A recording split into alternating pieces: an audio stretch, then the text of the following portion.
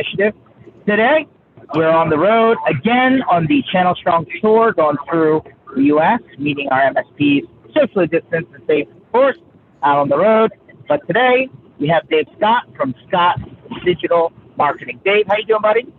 Doing great, man. I was going to say, you look like you're either in a trailer at a construction site or things are flying by your window. So I'm doing great. It looks like you are. Yeah. Oh, yeah. We got the Channel Strong RV tour going on, so all good. Nice. Nice. Yeah. Now you know what it's Good like time. to be a groupie on a bus with a full of rock stars. 100%, man. 100%. So, Dave, before we get started, I want to share with everyone that Dave is a Minnesota Vikings fan, and if you follow either of us on Facebook, you'll know that me and Dave go back and forth on NFL-related news. Goal, baby. So, Dave, what do you think that your coach, who by all means should have gotten the boot, got a new contract? What do you have to say about that? I don't know. I'm hoping that the contract turns into a good result. That's all I can say at this point. Fingers crossed. I feel like this is the safety plan for every Minnesota Vikings fan going into the season. All right. Well, I know you love your boy Kirk Cousins. I do like Kirk. He's a quality stand-up guy. Just we need wins and we need results. So I'm hoping that comes with his good character too. We'll see. So Dave, for everyone that doesn't know who you are, or maybe hasn't run into you at an event previously or what have you, why don't you go ahead and share with everybody who you are, what your professional journey's been, from beginning of time until now, just get an idea of where you came from and how you know the MSP circles of things, and that'll kind of give us a good starting point. Yeah, for sure. So I'm the president, founder of Scott Digital. We are a channel-only, MSP-only, tech firm-only outsourced marketing firm where we save tech businesses from wasting money on bad marketing and bad growth strategies. And as you know, George, you and I go way back to 2013, 2014, when I was the chief marketing officer at Connect Booster and at B&G, and they're an awesome payments processing and billing vendor inside the IT channel, and they do a great job. I use their tool too, so shameless plug for them. So before that, I got my start way back in the IT industry working with a WAN virtualization hardware developer, actually based here in Minneapolis, called Ecessa. They're a kind of a competitor to Barracuda. So I'm not even sure if they're around anymore. You guys would know probably more so than I would. But I've been in the IT industry they actually just got acquired and merged with another company. But yeah, Did they? Oh, awesome. Good. Another one of the fabled M&A stories that seem to be coming out every other Tuesday, right? So that's good. So I'm glad that they're alive and well. But yeah, so I got my start way back then. I've been in marketing for over, 16, 17, 18, 19 years.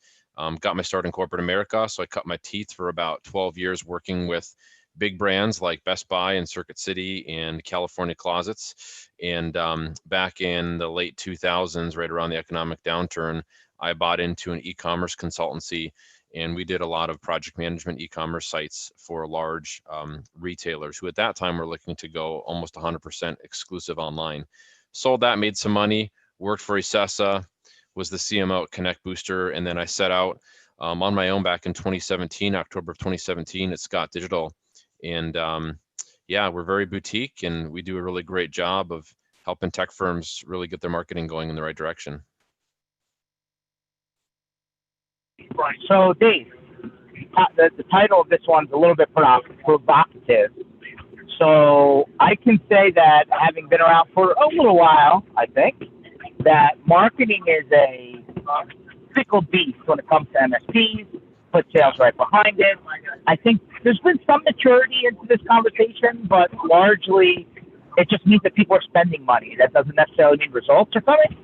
Yeah. So I'd love to understand from your position why marketing, for whoever people are working with, whether they're doing their own, whether they've gone outside of the channel, whether they're working with somebody inside of the channel, why doesn't it work right? Is it there's just not enough time to let it work? Is it the plan's not right? Is it what is it, Dave? I'm trying to figure it out. Yeah, that's such a good question. And you're right. Marketing and sales is a fickle beast. And I think the title of this show today was how to stop wasting money on bad marketing and bad growth strategies. And so I think everybody's wasted money on those things, right? And so one of my clients is based in Hartford, Connecticut. And the president and CEO said a number of years ago, not now, but a number of years ago, he's like, I hate hiring salespeople. I just hate it.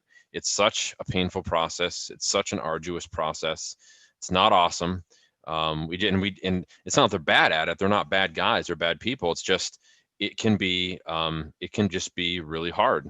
And so it is hard. When I first became the CMO at Connect Booster, we tried pretty much every marketing channel vendor in the IT industry. We tried the big ones, we tried the little ones, we tried the automated ones. And what we found was the best content that we created that got us the best result was stuff that we created organically, meaning stuff that we wrote ourselves. So it's an investment, just like anything else, right?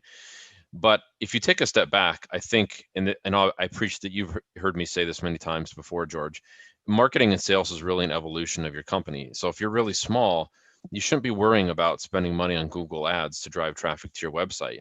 You need to be figuring out your value proposition and selling shit to keep your doors open. And you need to be focused on a recurring revenue model, not a project-based one. And if you don't have that figured out, all the sales and marketing in the world's not going to matter. Even the best sales and marketing in the world's not going to matter.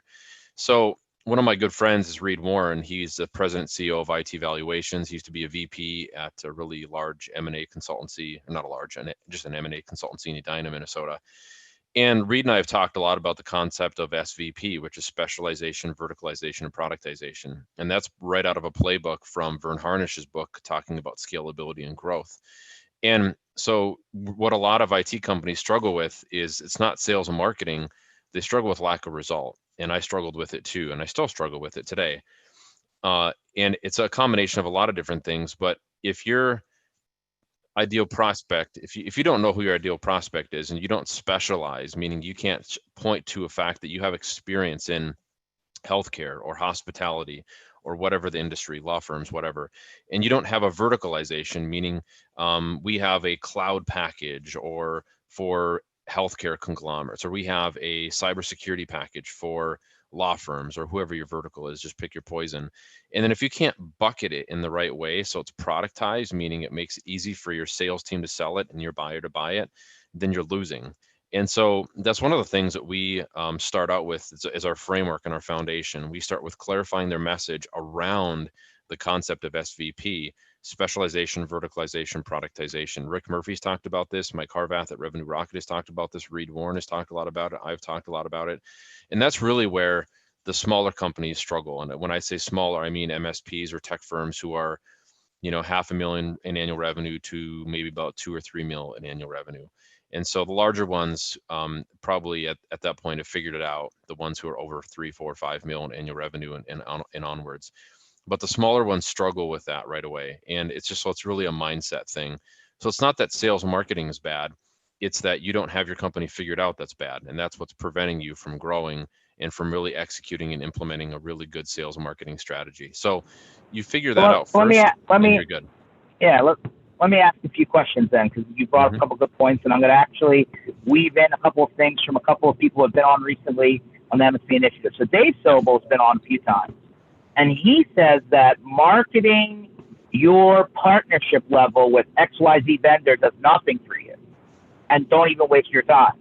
And he also says that there's only a handful of vendors in the market that even pull that household name in anyway, whether it be the Microsoft or the Apple or something like that, and that everybody else downstream, your customer just doesn't really care what checkbox is in your line card. They just expect it that it's there and it works. Do you agree with that? Somewhat, yeah. I mean, I think it's less about the software suite or the software stack that you offer your customers. And I just had this conversation a couple of days ago. A prospect called and he was like, hey, we have this really great IP. We have this awesome software suite. Like, it's kick-ass. It's going to like do everything. It's going to cook breakfast and birth children. And it's really going to knock the socks off all our customers. And we got it. We developed it with a relationship with this vendor, blah, blah. And I'm like, totally hear what you're saying. Kudos to you for approaching it that way. But your customers don't care about that. They care about results. They care that at 6 o'clock on a random Friday evening, or at 1 or 2 in the morning on a Sunday night or Monday night, that if their network goes down or their sales team or their operations team can't get access to their line of business applications, they need them back up and running. That's what they care about. And so very similar to Dave Sobel, I think that Marketing has to align with your growth strategy. Does that make sense? So if you don't have a good growth strategy, meaning, hey, we're at 1 million today, we want to get to 3 million in the next 2 years, or whatever the case might be. If you don't have that growth strategy figured out, you shouldn't be marketing. And the reason I say that is because you have to reverse engineer it. Your sales and your marketing should tie right into your company goals, right? In your company revenue goals. And so if there's a direct tie-in, and to Dave's point, if you're really focused on the pain point that you solve for your prospects, you're going to win. But if you don't have those things figured out up front, you're going to lose. And that's where a lot of companies will say sales and marketing don't work. Well, it does. It just does. It just has to work in the right context. So let me ask you. So let me ask you a question then. Mm-hmm. How, is there a percentage of your revenue that you should be dedicating towards marketing, regardless of your size? Or at what point does that calculation come in? What's that magic? Yeah, that's a great question. It's different. The short answer is a good friend of mine, Marcus Sheridan, will say it depends. That's pretty much the answer for everything in marketing.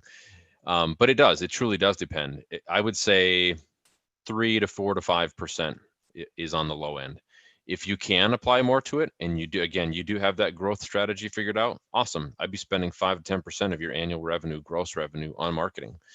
So if you're $3 million in annual revenue, just do the math. And that's the amount that you should be spending on not just marketing, but sales and marketing. And that's a combination of your sales team, maybe payroll, bonuses, event management, pay-per-click ads, organic content creation, webinar softwares. Just put all those pieces together, and that's where you've got your marketing budget.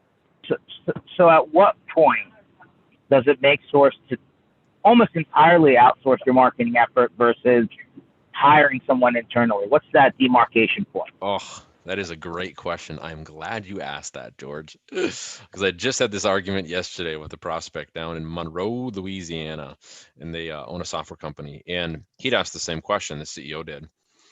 And so there are certain things you just can't outsource for a long period of time, and there's certain things you can always outsource, like HR, right? So there's great, huge, multi-billion-dollar companies like Insperity and HRdirect.com, which they manufacture some sort of like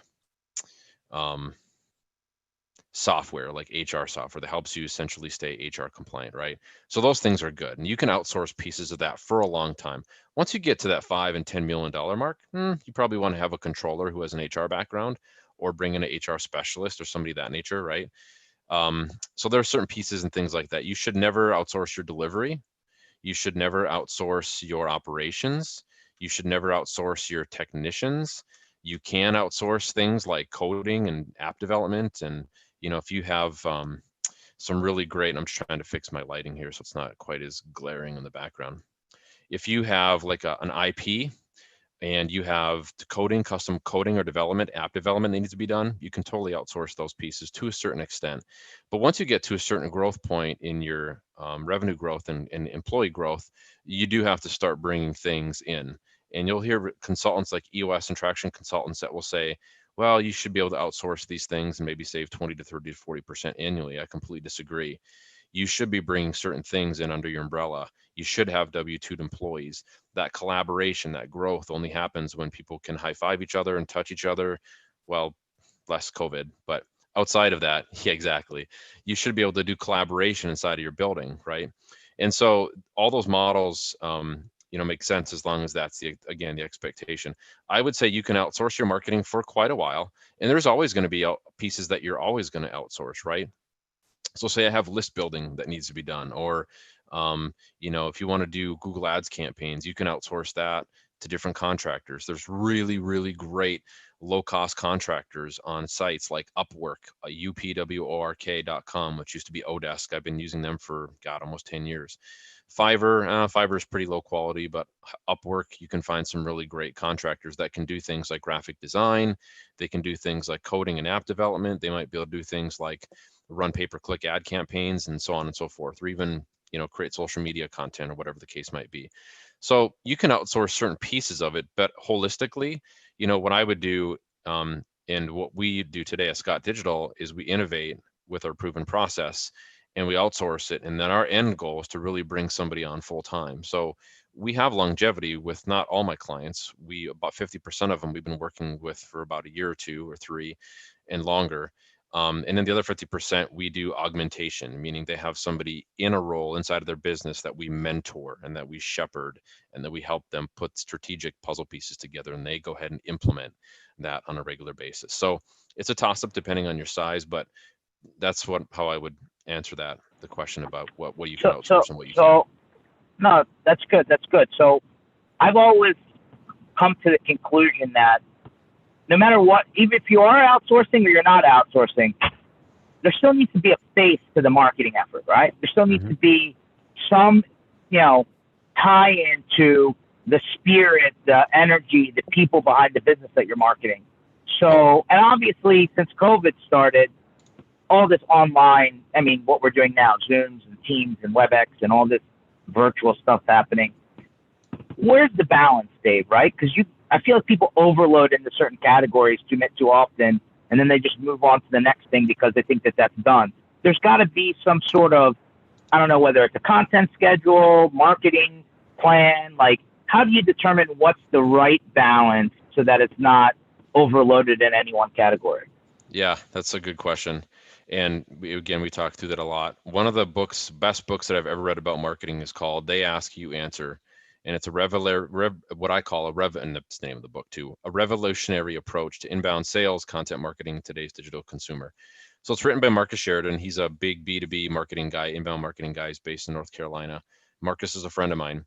And so I would just ask your ideal prospects, right? Like, how much stuff do they want to get on a regular basis? And I had this conversation recently with a kind of a young marketer who's new in her role. And she's like, well, if we go and ask our customer every question about what we want to market, aren't they going to ask us, are we competent or not? I'm like, well, it depends on how you approach it.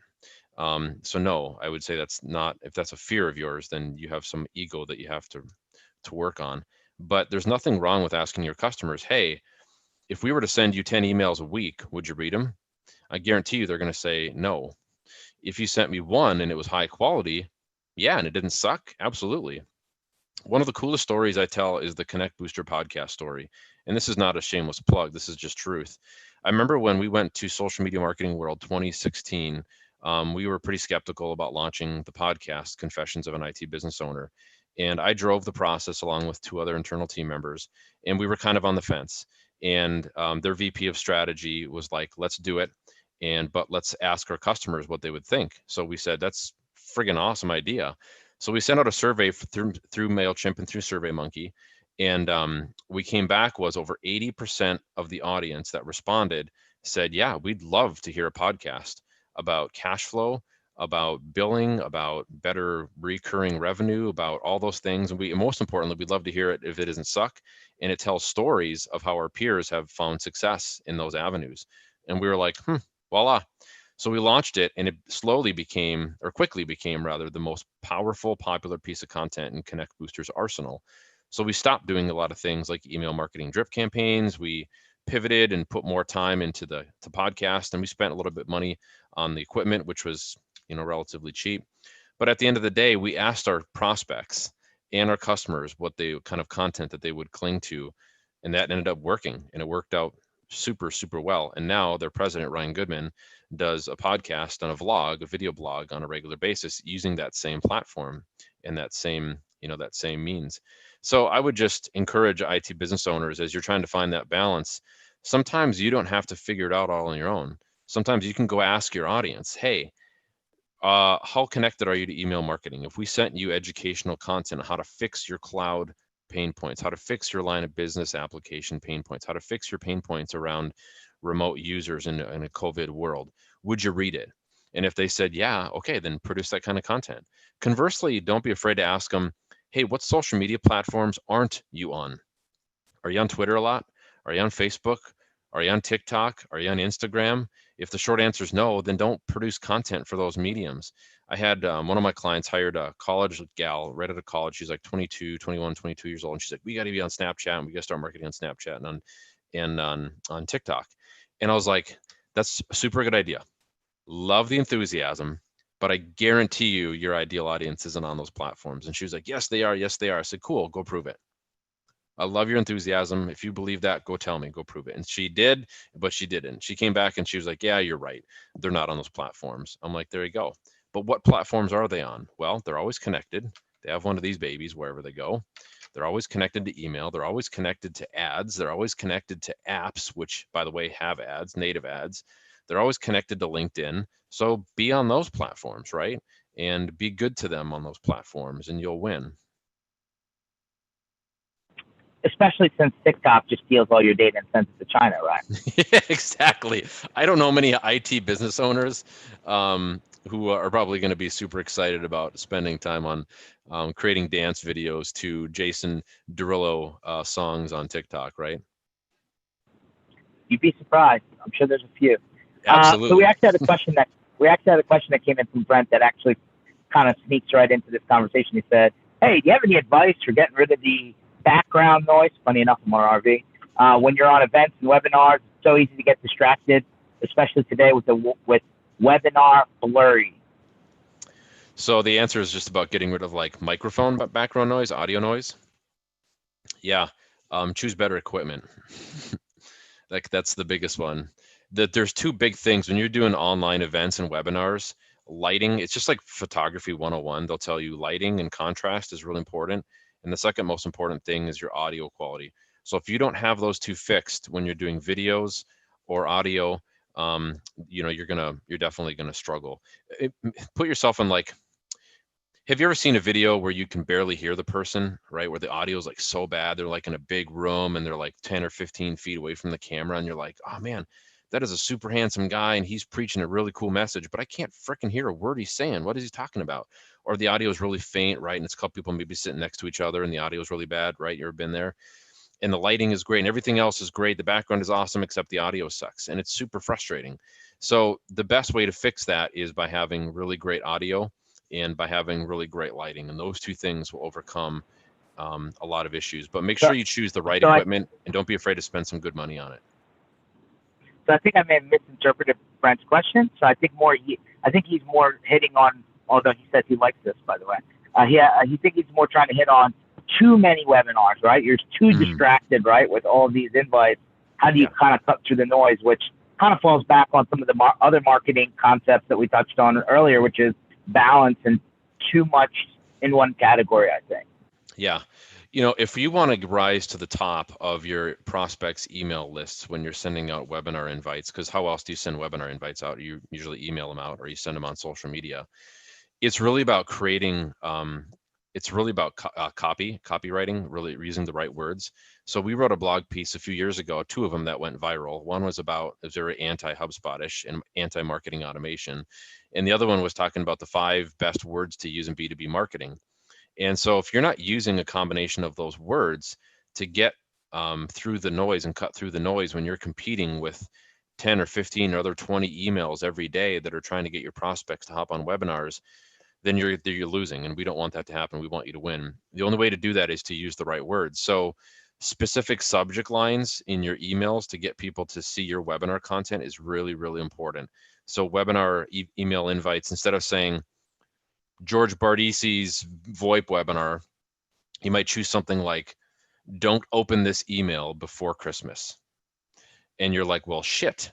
The first one was boring as all get out. But the last one says, don't open till Christmas. I think I'm going to open that one. And so you open up the subject line and you're like, hey, thanks for opening this email. By the way, we're having a webinar before Christmas. And it's about VoIP and all the pain points that your MSP might struggle with as a reseller of 3CX or whatever the technology might be, right? So you hook them. And that's called a lead, L-E-D-E. Walter Cronkite was the best at leads way back in the day when he was on television. A lead is nothing more than a salacious headline that hooks somebody like a fish hook, right? And then you got them. And so as long as you're using words properly and you have really good copywriting techniques and you apply that to good subject lines in your emails as you're promoting webinars, you're going to get traction. But if you're using really boring subject lines and you're not using words properly, you're not going to get the traction that you want and you'll be drowned out by all the noise. So I hope that answers that guy's question a little bit better. No, that's good. I think that did answer Brent's question. Of course, I'll ask. So that one article you mentioned, right? The HubSpot one. Yeah. You threw HubSpot under the bus, Dave. You backed it up. You scroll forward a little bit. You answer the anti-Hubspot article got. So why don't you share with the crowd why you still believe that, or was that just something to stir up some spice? I don't know. Yeah, no, I knew you were going to bring that up. That's why I love you, George Bardisi. Always always rubbing the conflict, like the refiner's fire, right? So a couple things. I wrote the article because when I was the CMO at Connect Booster and BNG, we spent a lot of money trying to implement it internally. And it didn't, I wouldn't call it a failure. We just learned a lot from it that we found out that we didn't want to replicate going forward. And we spent a lot of money on it. So if we quantified my time and the time of some of our team members, it was hundreds of thousands of dollars. But what we learned was we wanted to try to leverage our CRM. So for everyone that's listening, we're talking specifically about HubSpot and Dave's rant about how HubSpot didn't work for them at the time. Yeah, exactly. So we wanted to leverage our CRM more. We wanted to leverage ConnectWise. Plus, we wanted to build our own dashboard using not Eventbrite. It was a dashboarding tool. Brightgate. Yep. Thank you very much. And so we wrote some really cool, awesome code that took data from our websites and from our CRM and streamed it through Brightgate. And we essentially built our own marketing automation tool. But at the end of the day, what we found and what we knew was we needed some sort of marketing automation with inside of our marketing. Now, you're not going to be able to automate everything. Everybody's always like, oh, you can be able to use one tool to leverage everything and run it through. It's impossible. It's never going to happen.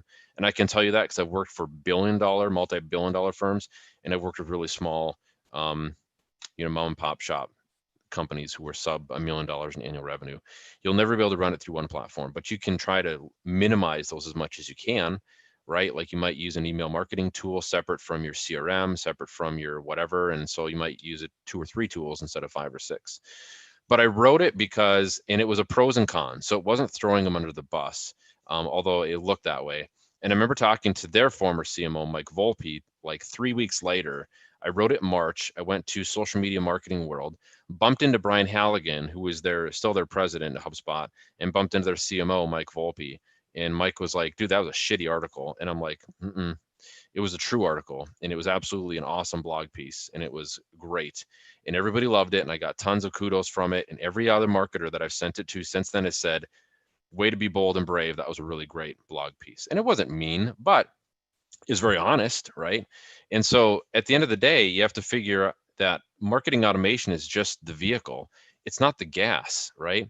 So marketing automation, you still need content to put into your marketing automation tool. You still need content to put into your funnel. And that's what HubSpot automates for you. And this is a shameless plug for Reese Ormond at TechVera, because Reese is one of my clients, and Reese has a really great, Reese. Everybody knows Reese. I feel like everybody knows Reese. Reese has got a CMO named Lauren, and Lauren is a HubSpot junkie, and her and I have had just tons of great conversations about it. But what Lauren does differently than every other marketer on the street corner, every unemployed marketer on the street corner, is that she actually creates an innate amount of content that flows into the top of this vehicle, right, into the funnel, and goes into the machine. And she just uses HubSpot to automate it. Like, she's producing really great ebooks. They're producing kick-ass webinars. They're producing really high quality email campaigns. They're producing paid ads, because now HubSpot has a paid ad component where you can run your paid ads right through their platform. So my point is, she gets it. She gets that marketing automation is just a tool to automate. It doesn't actually create the content. You need a lot of marketing content to put into the funnel of your marketing automation tool in order for it to work.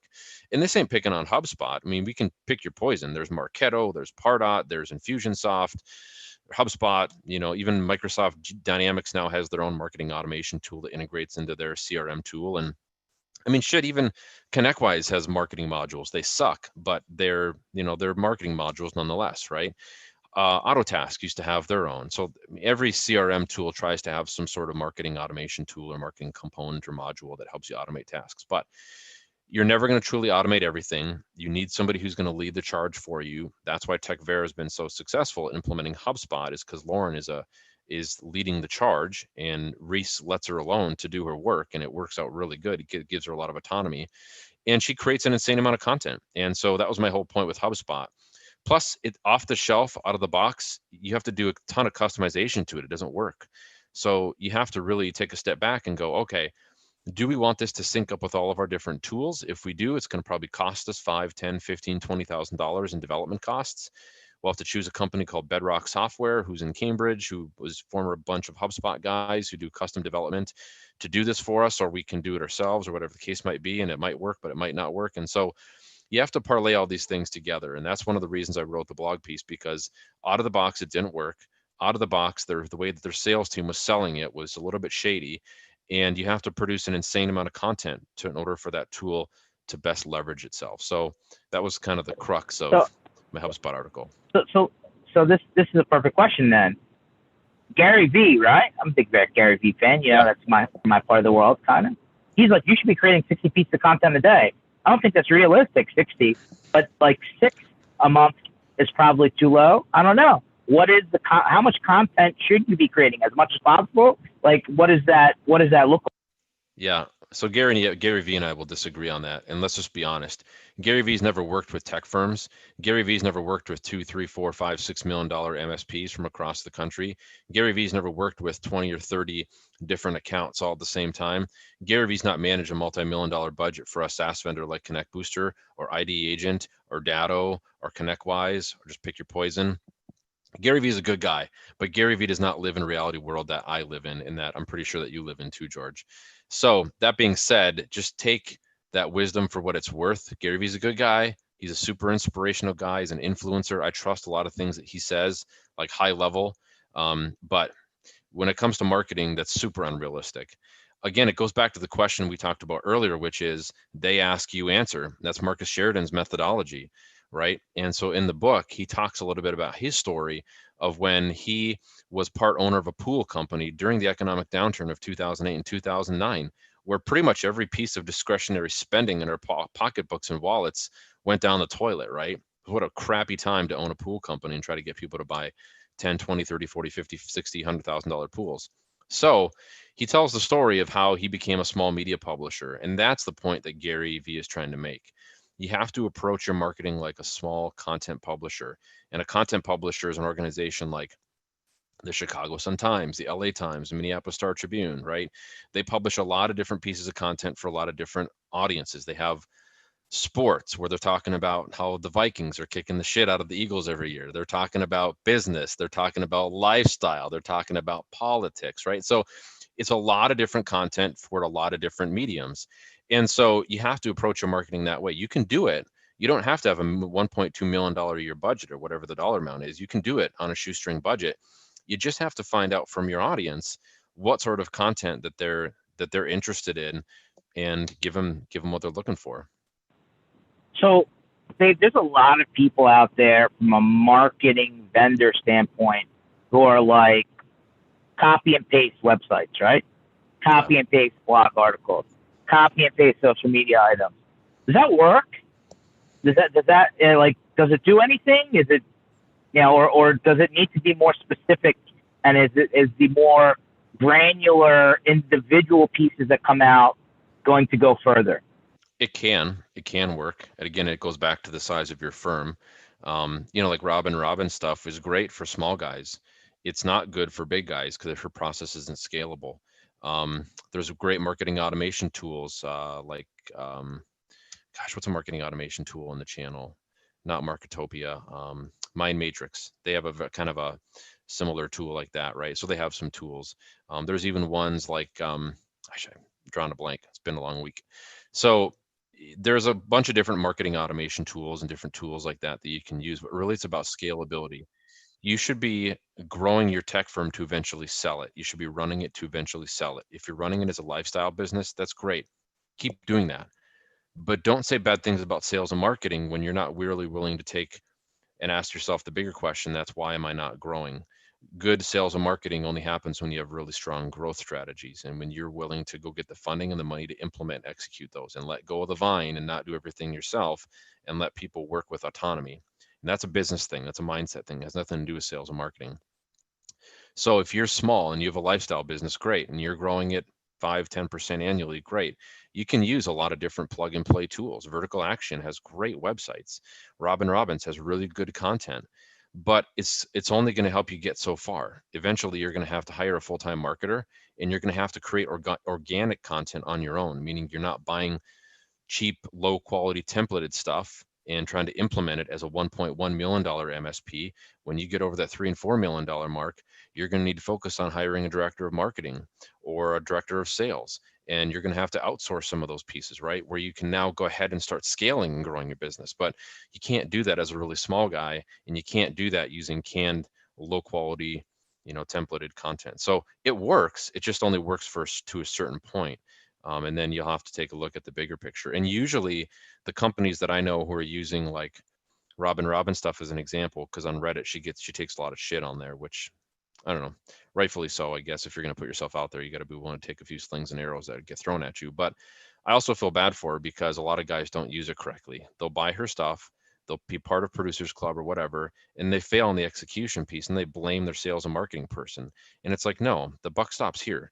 It's your fault. If it didn't work out, it's my fault. Like when Hubspot didn't go good, it was on me. It wasn't on anybody else. And I took that arrow. I took it big time. So when you are running a business, you have to approach everything with that, that similar mindset. So I just encourage you to take a look at all those things. There's nothing wrong with what's called syndicated content or duplicate content, but it's only going to get you so far. So you have to be thinking about a plan to use marketing and use content beyond that so that you can grow and you can become more profitable. So Dave, what do you tell people who, don't like, hey, I'm an IT service provider, I'm a managed service provider, I pretty much have the same book of goods as the guy competing with me per se. How do you help those people stand out then? Because they're all talking about cloud, they're all talking about work from home, they're all talking about cybersecurity. Like, where is the differentiation? Yeah, that's where we go back to SVP, specialization, verticalization, productization. The more that the riches are in the niches, or the riches are in the niches, I should say, although those don't really jive and rhyme. But it's absolutely true, the riches are in the niches. So you have to really drill down. The companies who are serving every vertical in the world, and they're saying, hey, we're going to fix a PC as long as it has a plug-in and a wall socket, right? A power outlet. You can't market that. You're being a generalist, and it's so hard to market a generalist. The best tech firms that I've worked with are the ones who've niched down.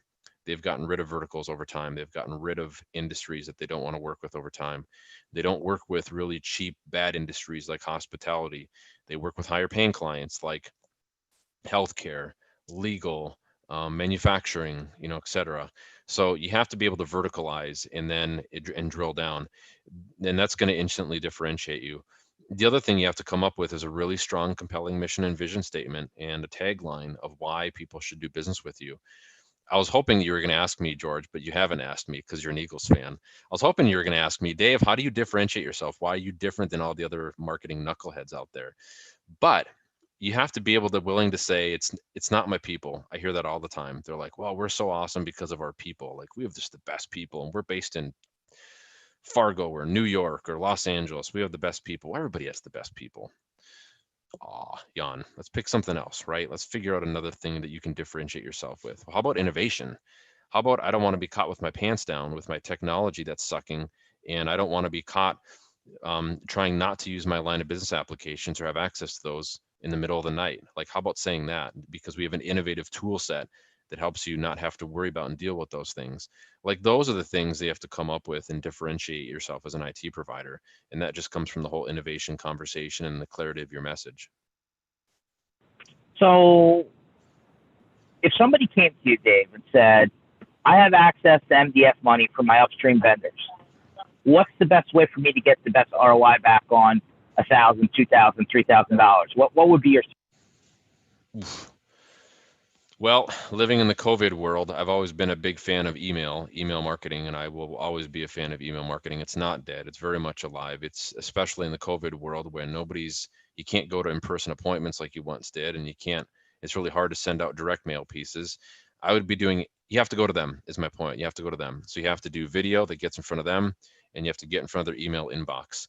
The only two ways to do that is by webinars, videos, whether it's online or social or whatever, or through a platform like WebEx or Zoom. Or some other medium, and you have to be doing a lot of email marketing. So I would absolutely create as much email content as you could, whether it's sales content that your sales team is using to send out to their prospects right from Outlook, whether it's educational automated campaigns like email drip campaigns like you and I have done in the past, George, through MailChimp or through Constant Contact or whatever the email marketing platform you want to use. And then you converse that and curate that content. And you turn those email marketing topics into webinar topics, right? And then you just rinse and repeat. So being that we live in a COVID world, you have to go to them. They're not going to come to you like they once did. They're not coming to events anymore. Channel vendors and MSPs aren't going to 10 different events. They're maybe going to like 1 or 2. You guys are doing it right now. You're going to your prospects. You're like, fuck this. We're just going to go to our ideal audience. And good for you guys. I think it's totally badass, by the way. I love all the engagement. Safely, Dave. Safely, Yes. Dave. Yes. No hugs, no kissing. Everybody's wearing masks. I get it. But at the end of the day, you're choosing to go to your audience, right? And so MSPs have to do the same thing. You have to take a look at the big picture and go, okay, if they're not going to be hanging out at these different events or places, where are they? What can we do to go to them? So I'd use those MDF funds to figure that out and do as much webinar and email marketing content as you can. So how much time should you be spending putting your marketing dollars into prospecting versus sending new content and reoccurring educational items to your existing customers? That's a good one. Ask me that question again. Existing customers versus prospects, right? You got to keep both, connected, right? I mean, your existing customers, if they don't hear from you, then you start, it's that double-edged sword. Yeah, I know there's quarterly business reviews and stuff like that. There's always a double-edged sword, which is, well, if I don't hear from you, I don't see you. Why am I paying you, right? Prospects, right, on the front end, usually they're running into a pain and they start looking, right, once they hit that pain, and they're like, who can help me solve this problem, right? So how much time and energy should you be putting into one direction versus the other? Yeah. So I would definitely set your existing customers up with like a monthly newsletter, and that's just hitting. I mean, you can automate that in email, MailChimp, Constant Contact, whatever. You can even automate some of that in ConnectWise too. But I would be doing that right away. So I'd set up something where you're dripping on them. In it, you're going to have to spend a little bit of time on it. So maybe, I don't know, 2 to 5 hours a week, give or take, finding relevant content, putting it into a nice design template, and then launching it. Prospects a little bit more, right? New business acquisition is always the most expensive thing inside of a company. It just is. And so if you're going to start acquiring new business, first you have to go back to what we talked about earlier, which is SVP, specialization, verticalization, productization. Figure that out first for you. And then you'll be able to figure out exactly how much time you need to start spending on prospecting, door knocking, following up on those email campaigns, and so on and so forth. So there's not really a time per se. It's more about, what your growth strategy is. If you get a lot of your new projects from your existing customers and they're growing your business at 5, 10, 15, 20% annually, great. Keep doing that. But just understand that you're not going to be able to grow forever on the backs of your existing customers, especially if we have an economic downturn like what happened a few months ago during COVID. You're going to have a really good business development methodology figured out so that you don't get behind the 8 ball and end up losing your shorts or losing your company, having to lay off a bunch of employees. So the short answer is depends, but I've definitely set up your existing clients with a monthly newsletter or some sort of drip. And then with new business acquisition, get SVP figured out, and then spend a lot of time, if you can, prospecting, following up with referral networks, leveraging LinkedIn. I think Social Media Marketing World, which is the largest social media marketing think tank on the planet, they came out with an article like last month that said traffic and usage on LinkedIn and Facebook for B2B business professionals is up 30 to 40% every month. So that means when people are at home and they're on COVID, they're probably not super productive, right? They're probably spending a little bit more time. Let's be honest. I think everybody can, me too, right? If we're all being honest here, I'm spending a lot more time on social media than I ever did. And that's okay. Other than like watching hilarious videos on TikTok, I get a lot of value on being in Facebook groups and by leveraging those, and by being in LinkedIn groups and by leveraging those. So be willing to spend time inside of those networks and come up with a compelling message so that when you do get a hold of somebody from an email marketing campaign, or you do get a hold of somebody from some sort of LinkedIn campaign, they actually know what to say, and it's going to be compelling enough to hook them like we talked about earlier. Where does outbound calling fit into the mix? Does it still have life? Is it worth investing any time, energy into, or is it not worth it? Yeah. It's a really expensive discipline. It is definitely a part of it. If you can afford it, I would hire and train an SDR. I've worked with a number of channel chiefs inside of the channel, and that's one of their mantras is getting a team of SDRs set up. There's nothing wrong with it as long as you have good email lists and contact lists. That's what they're going to need up front. If you just hire an SDR and you're like, hey, go set appointments, but you're like, well, who am I supposed to call to get these appointments? And you don't have that figured out. You just wasted a bunch of money and time, and nobody likes to do that. So what I would encourage you to do is make sure that you have a really good email capture or contact capture methodology, and then go from there. That's if you're going to hire SDR internally. If you're not going to hire, and SDR stands for sales development representative, by the way, it's essentially the same thing as a cold caller. If you're going to outsource it to a firm, you got to ask those tough questions up front. Hey, where do your lists come from? Who are you going to be calling? What verticals am I supposed to be putting you in front of? Your callers, we're outsourcing our call center to you. Do you have the lists? You have the management to be able to do this? Like, what does that look like? And if you don't know those questions to ask, you're going to get burned for a lot of money. So just, keep that in mind. So SDRs, cold calling, very relevant, but you also have to have a really good mature marketing foundation too. What SDRs are going to find most helpful for them is a combination of calls and emails. Again, especially in a COVID world, right? They're not making 100 calls a day or 85 or 75 or 65 calls a day because people aren't even at their phones anymore, right? And if they don't have a remote telephony or hosted voice and they're not taking their device with them to their home office, well, they're going to be missing a lot of those calls.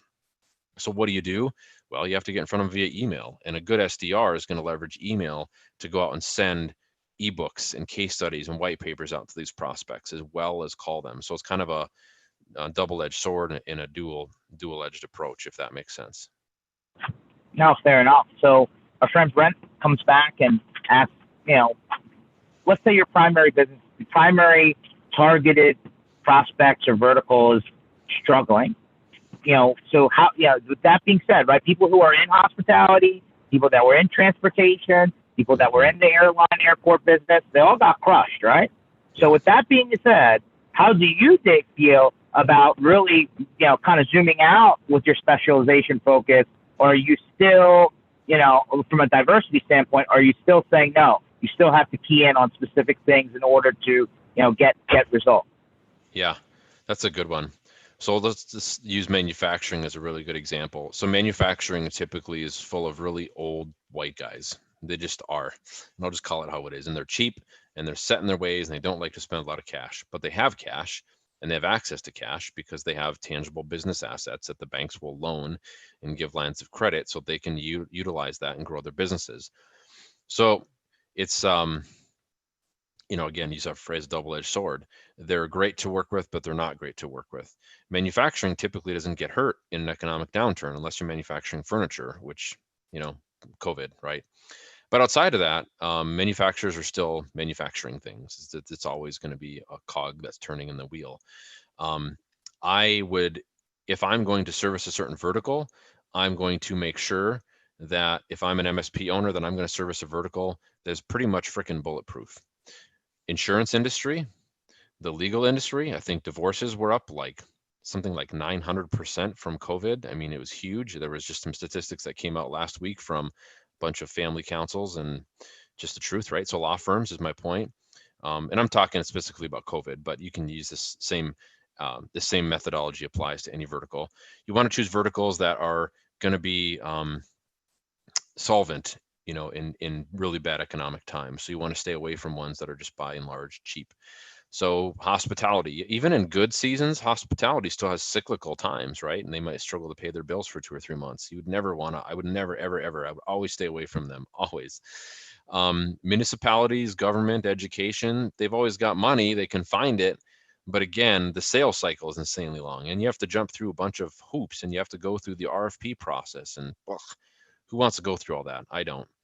But if it works for you, great. I'm not, no judgment here, no judgment. This is a judgment-free zone. So those are organizations and those are definitely verticals that you could target that are going to always have money or always be able to figure out how to spend money on good IT, good cloud services, good, BDR, security backup services, whatever that looks like. Retail is another bad one. I would not do retail. I'd stay away from restaurant industry. They're kind of by and large related to hospitality. They're like kissing cousins, right? So I'd stay away from those ones. Um, then again, I've got a client on the East Coast who works with massive amounts of car dealerships from Florida all the way to New York City. And I'm not sure if you guys knew, but like car manufacturers and car dealerships right now in the United States have some of the best deals and best offers they've ever had for consumers to buy vehicles. They're blowing up, blowing up. It took me 2 weeks. And this is in Fargo. So Fargo's not a huge town. There's like 250,000 people in the Fargo Moorhead area. It's not a big town. I mean, but it isn't. It took me 2 weeks to sign a lease on my brand new 2020 Toyota 4Runner. And Toyota 4Runner is not elegant. It's not a luxury vehicle, but I got it decked out and it's really sweet. But at the end of the day, it took me 2 weeks to sign a freaking lease on that thing because they were so busy. And so you got to pick industries, like I said, that kind of resonate with that. So it's just about doing research and understanding your ideal buyer a little bit.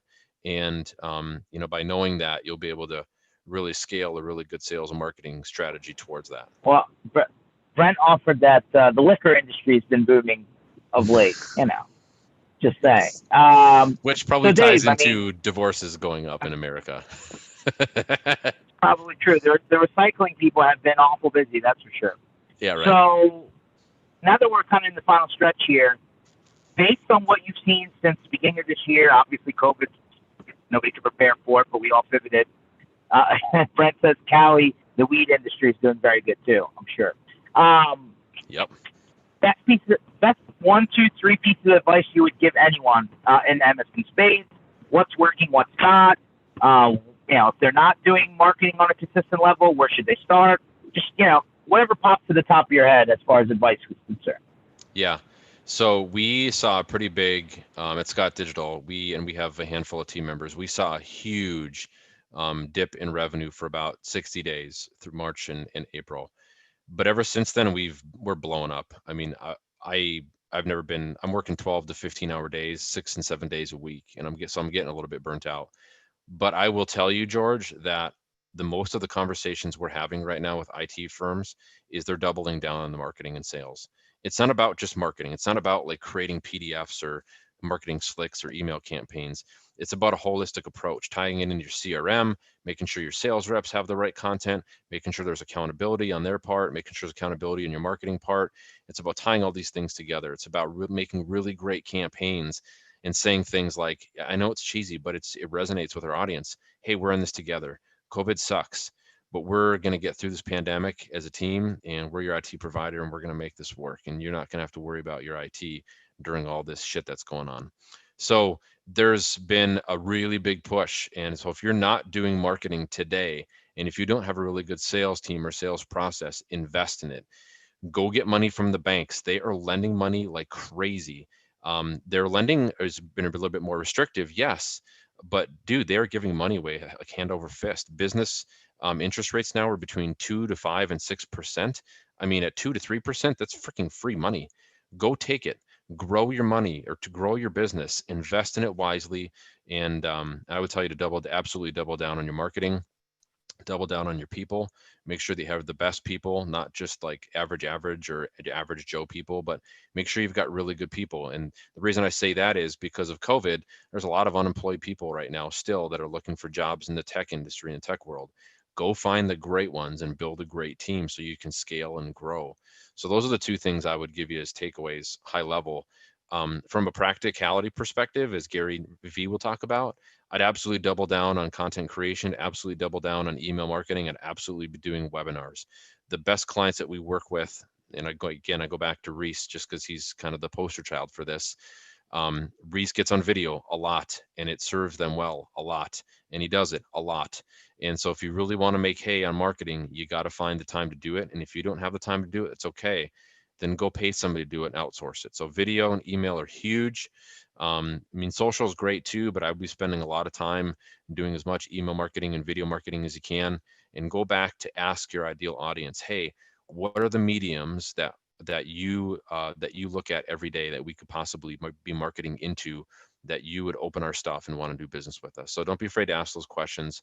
Double down on marketing, use those couple tactics, and for the rest of the year, you'll be set. So hopefully that answered your question, because Brent asked, hey, for those of us out there that are doing our own content, are they doing good? I would say they're probably doing better, right? Because they're consistently putting out, personalized content. So, so that's good. Dave, where do people find you? How do they contact you? How do they smoke signal you? What's the best way to get a hold of you? Yeah. So I would say find me on TikTok, but I'm not on TikTok. So just go to Scott Digital Marketing. That's Scott Digital Marketing, all one word.com. You can find all my links and bios there. That's the easiest place. I'll have my LinkedIn profile, my Facebook profile. And then if you're cool with it, George, I'll just share my bio page here afterwards, and people can get a hold of me there. Everyone, appreciate you for watching. Thanks for following us as we continue the Channel Strong tour across America. We'll continue to do the MSP Initiative sessions Tuesdays and Thursdays, 1 o'clock Eastern Time. Definitely continue to stay in touch. We're now at you're number 36, Dave. 36. Nice. This is straight sessions. So we've been continuing to put good, solid info out there into the world, and hopefully helping people along the way. Appreciate you, Dave. We'll be in touch. I don't know about the Vikings, Dave, but we'll be in touch. I may have to collect some stuff to burn just in case, But Skol Vikings and Fly Eagles. Right on. Fly Eagles fly. Take it easy, Thanks for having me, bud.